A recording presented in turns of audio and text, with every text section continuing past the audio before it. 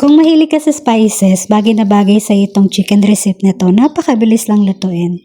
Sa kawali maglagay tayo ng coconut oil, pero din naman ang olive oil, and then magisa tayo ng isang piraso ng onion. Naglagay ako ng salt, 1 teaspoon ng paprika, and then black pepper. Isutay lang natin.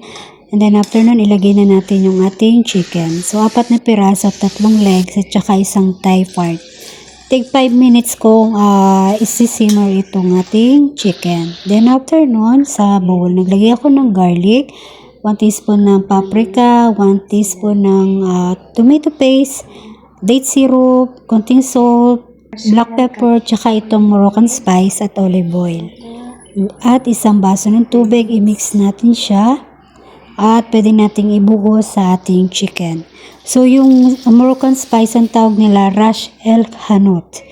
So, ipapakuluan lang natin siya hanggang sa maluto yung chicken. And then, kapag luto na yung chicken, pwede na natin ilagay yung ating carrots saka yung bell pepper.